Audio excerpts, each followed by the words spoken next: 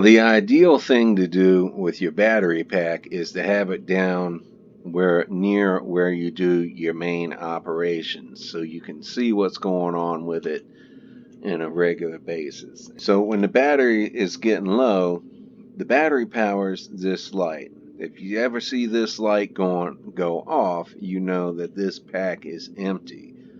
And ideally, every now and then, you will look in here and see if the battery is low in the first place. See, when it's on, that light is on. If it ever goes off, that light will go off. And then you know it's time to charge it.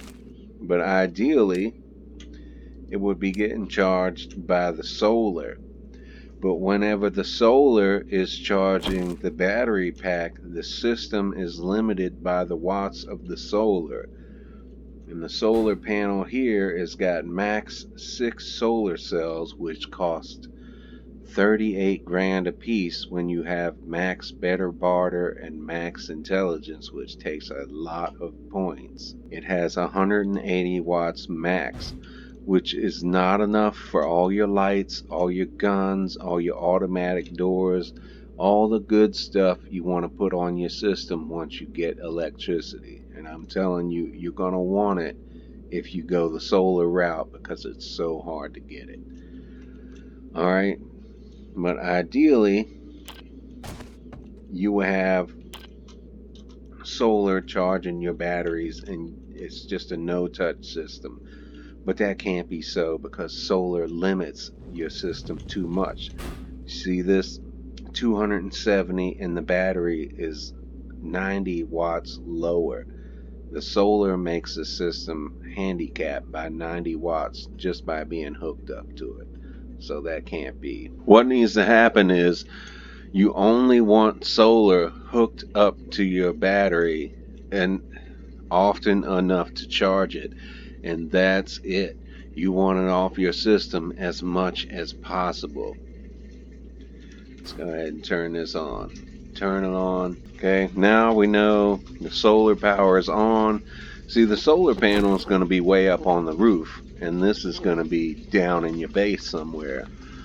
So you're going to know the solar panel's on by this light bulb.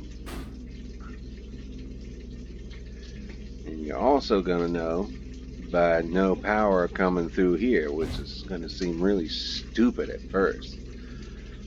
But anyway, this is a timer, and I originally wanted to set this from, 5 in the morning, which is when the sun comes up in this world, and till 10 in the afternoon. 5 hours of sun charging time.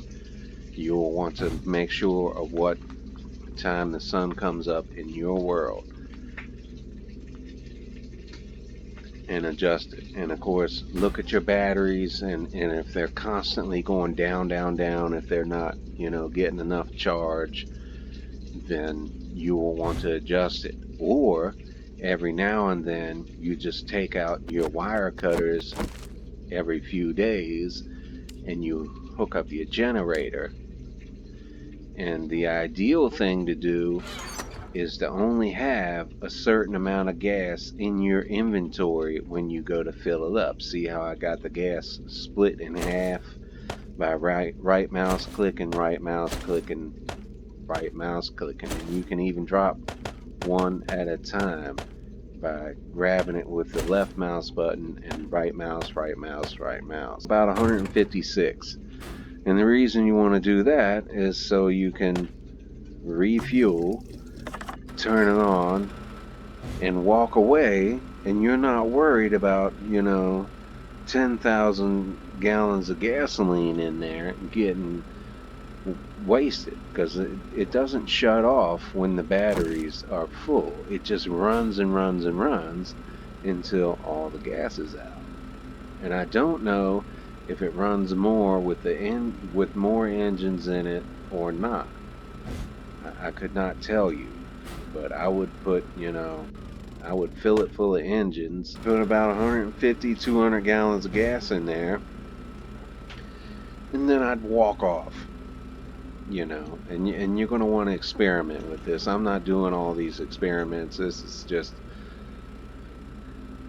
personal notes for myself and to explain basics of electricity to other people on our server. And this is what I would do if the solar wasn't charging it enough. Because if this thing is full of engines, it's 300 watt max, which is more than, you know, more than an above average battery pack can handle. And that's pretty good, so I don't mind that. And it's not like gas at a later stage is expensive or nothing, but you just want solar whenever you can. So if I come back and I see that this light is off, then I know this generator is done, and I'm gonna take out my wire tools and I'm gonna hook this back up. And then I'm gonna put my wire tools in this box. It says gas and wire tools, so I know whenever I come over here, it's gonna be here for me to use. And I'm not going to be running around, where is it, where is it? And let me tell you another benefit. You want to make sure that the first connection after your solar panel is that timer, that electric timer relay. Because over here we have, what did you say?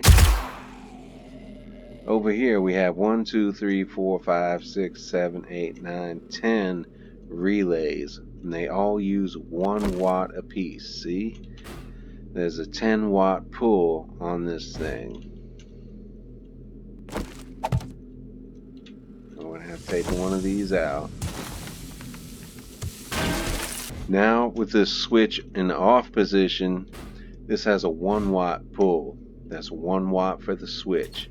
I turn this on, it's got a 10 watt pull because it's pulling off of all these relays. Even though those relays are doing absolutely nothing but sitting there, it's still pulling. So when your solar panel is way up on your roof, you know you don't want your battery pack to be up there with it, because then your battery pack, after it's done being powered, it has to run through all those relays to put power out.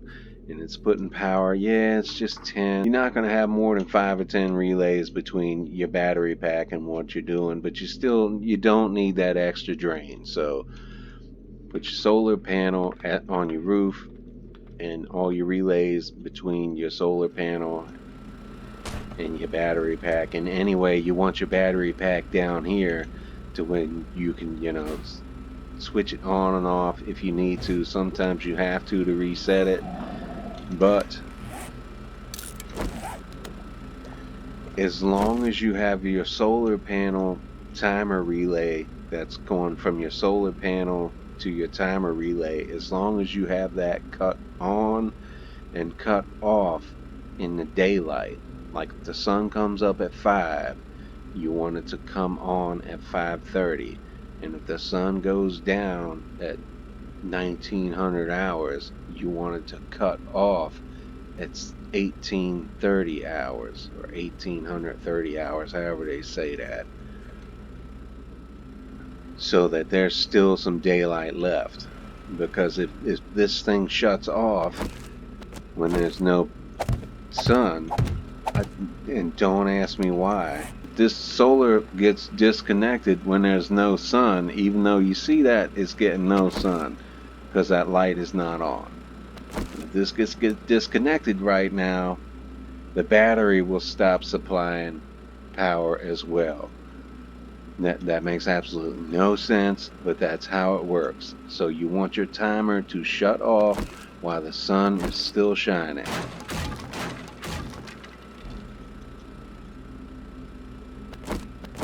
Now the only way to fix that is, you see this is still disconnected, is to restart this.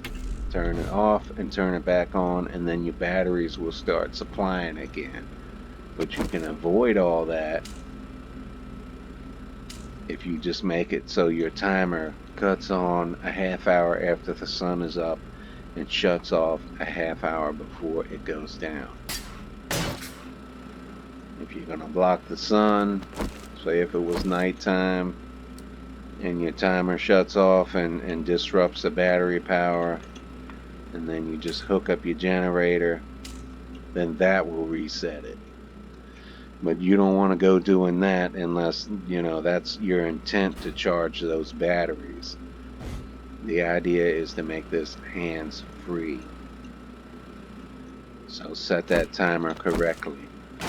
Yeah, you got 150, 200 gallons of gas in there, or units of gas, and it burns it all while you're off sacking the town. Nobody really cares. But if you got 10,000 units of gas in there and it burns it all, you're gonna be upset.